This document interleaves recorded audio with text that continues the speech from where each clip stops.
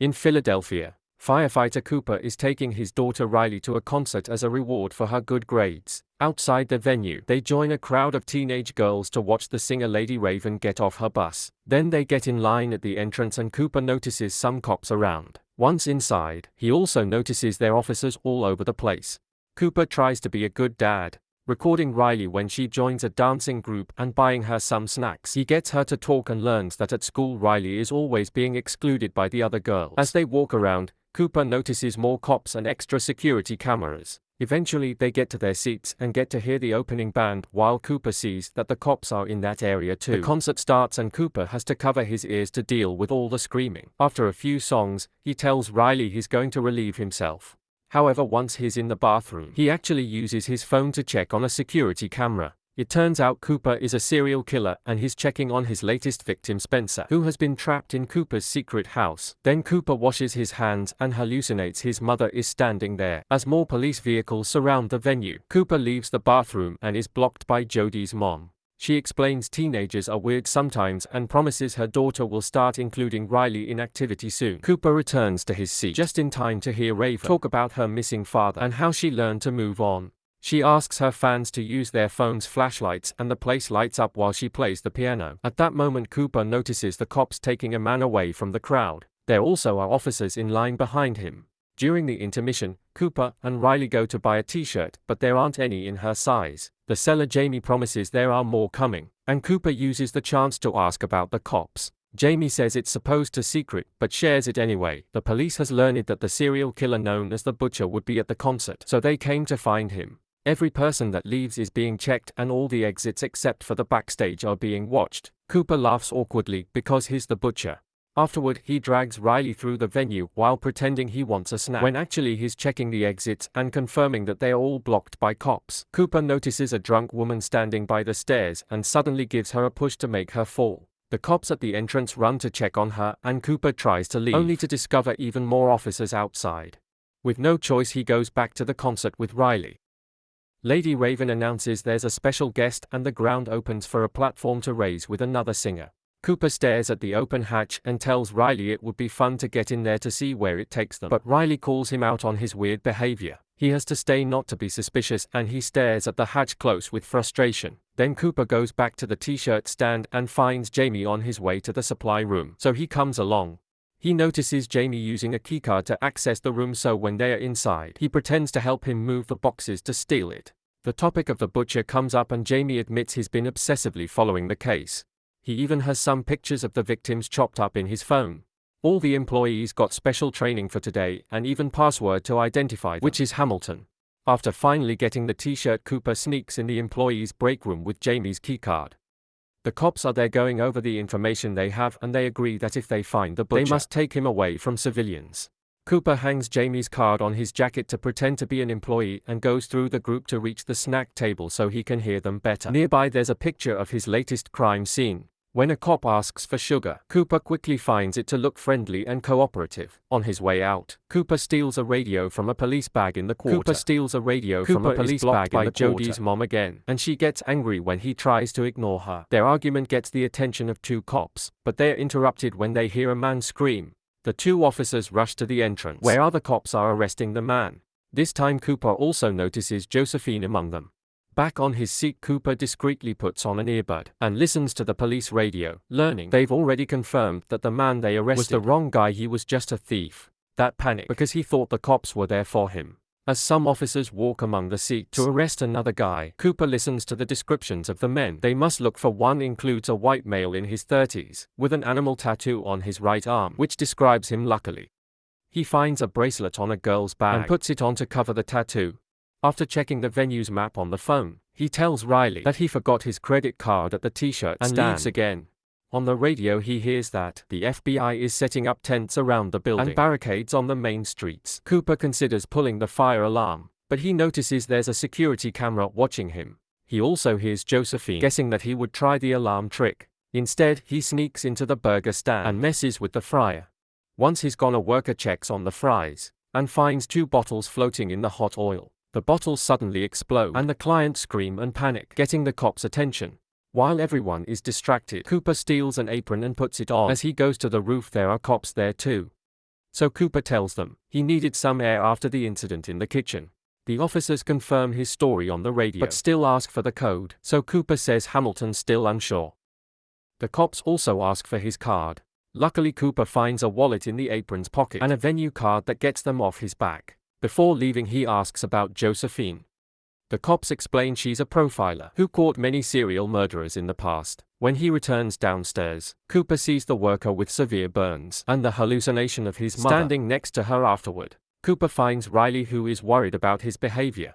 He tells her that he got cornered by Jodie's mom, and Riley asks him not to worry about her classmates anymore because she's befriended the girl sitting next to her. When they return to their seats, Riley explains this is the part where Raven picks a girl from the audience to go on the stage and even see the backstage. Seeing that as an opportunity, Cooper approaches one of the crowd handlers and tells him that Riley recently recovered from leukemia thanks to Lady Raven being her inspiration.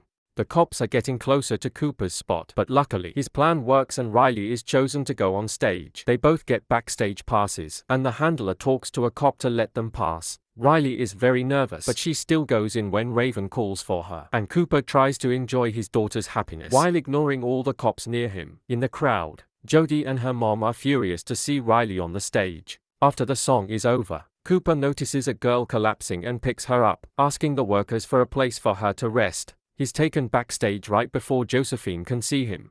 Cooper helps the sick girl calm down and even gives her some juice. The manager is really grateful for his help and lets them watch the end of the concert. Next to the stage, Cooper asks her if they can leave through the backstage door to avoid the crowd at the end, and the manager says yes once the concert is over. Cooper hears on the police radio that every male in the venue will be checked on their way out. However, when he tries to leave with Riley, he discovers that the backstage door is also blocked by cops. In a room nearby, Cooper overhears Josephine telling Raven that the cameras will have photos and data of every person that came to the concert. Getting desperate, Cooper approaches Raven and asks her to talk in private about Riley's condition. They enter her dressing room, and Cooper admits he's the butcher as he takes out his phone to show Spencer in the cell there's a button that allows him to release carbon monoxide into the cell, which would kill Spencer before the cops find him. If Raven cooperates, Cooper promises to let him go. Afterward, Raven tells the cops that Cooper and Riley are leaving with her in the limousine so they get to escape without getting checked by the police. At the main entrance, the crowd is delayed because of the checks, and Josephine worries over the lack of results. During the ride, Cooper tells the driver where he left his car so they can be dropped there. However, Raven asks Riley if she can visit her home. Riley gets excited and calls her mom for permission, so Cooper can only smile as he gives the driver his home address instead. Moments later, they are welcomed by Cooper's wife, Rachel, and their other kid. As they go inside the house, Cooper reminds Raven that he'll kill Spencer if she tries anything over coffee and cake. Rachel asks about the concert, and Raven tells her about the police operation to catch the butcher. The FBI found a receipt for a concert ticket in one of the butcher's fake houses, so they contacted Raven to make the plan. Josephine has been profiling the butcher for a while and concluded he's a white man in his 30s or early 40s, has a position of authority, drives a dark car due to a possible OCD, and had a scarring relationship with his mother. Cooper gets uncomfortable because of how accurate every word is and points out it's getting late. However, Raven offers to play a song on the family piano.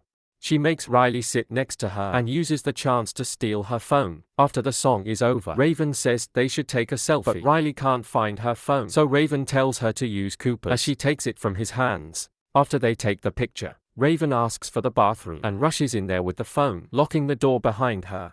Cooper starts pounding on the door, and his family are weirded out by his behavior. The phone is unlocked and Raven gets to talk to Spencer, asking him for any details he remembers of the area. Spencer mentions things like the door color and a statue nearby. Then Raven starts a live stream on her own phone. She tells her followers all the details Spencer mentioned until one person recognizes the place and sends the police. Raven also texts her driver, who is still outside, asking him to call the cops too. When she checks Cooper's phone again, the lock screen is gone up next. Raven yells that Cooper is the butcher. She hears weird noises and screaming on the other side of the door, which suddenly opens to show a very nervous Cooper. He takes his phone and checks on Spencer, only to find him gone afterward. Cooper takes Raven to the garage, where he grabs his crime bag and pushes Raven into Rachel's car because Josephine had been right about his vehicle's color. Raven tries talking to him using a mother's tone and words, but Cooper doesn't fall for it. He announces he'll kill Raven as his last crime and then self-delete to stop the monster. When Cooper opens the garage, he finds his family blocking the way. He had locked them in Riley's room, but he forgot about the window in the tree next to it. Cooper is in shock because his two lives have finally collided, and Raven uses the chance to leave the car. At that moment, the police arrive and take the family to safety. While Cooper runs to his closet to move some things, Raven gets in her limo, and the usual driver is replaced by a cop so she can be guarded too. The officers burst into the house, only to discover a hidden tunnel in the closet that allowed Cooper to escape through the neighbor's yard. Moments later, the limo stops, and the cop comes to the back seat to handcuff Raven to a metal bar. It turns out the cop is Cooper, who escaped his house while wearing a police uniform.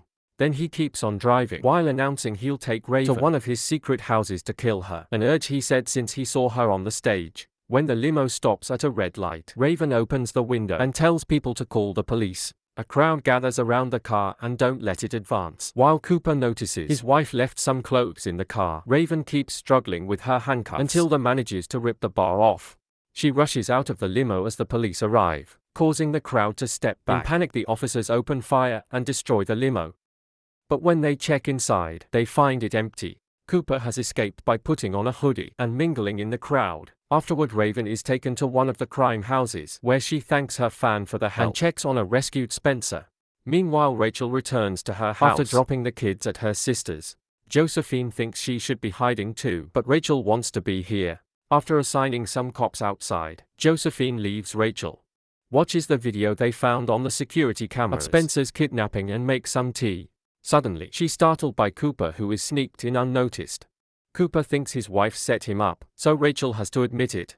Some weeks ago, she started to suspect that Cooper was having an affair. However, she realized it was something else because his clothes smelled of hospital cleaning fluid. She also heard him lie to a neighbor in front of her in such a convincing way that it gave her chills. One day, Rachel followed him to one of his other houses and left the ticket receipt before anonymously calling the police, hoping they would prove her wrong. Cooper takes off his shirt because of the smell and grabs a knife ready to attack. Rachel distracts him by asking him to finish the pie Riley made, since today was supposed to be a celebration. Cooper agrees to eat after seeing Rachel take a bite. He explains how dead victims usually give him a sense of peace, but Rachel has made him angry, so he wants to kill her before self-deleting suddenly. Cooper starts feeling dizzy and realizes Rachel has found the sedatives in his crime bag, which she added to the pie. As he stands up, he hears his mother and finds her at the door, calling him a monster. Cooper cries and tries to approach her, only for the cops to surround him and tase him. A furious Cooper jumps on an officer to knock him out, but before he can go for the other one, Josephine joins with another taser and they successfully bring him down. When a handcuffed Cooper is dragged out of the house, he asks for a second to pick up Riley's fallen bicycle. At that moment, the cops bring the kids back and Riley hugs her dad before he's taken away. In the back of the police truck, Cooper reveals he stole a spoke from the bicycle and now uses it to pick his handcuffs off. While laughing later, Jamie sees Cooper's face on the news and freaks out because he helped a criminal.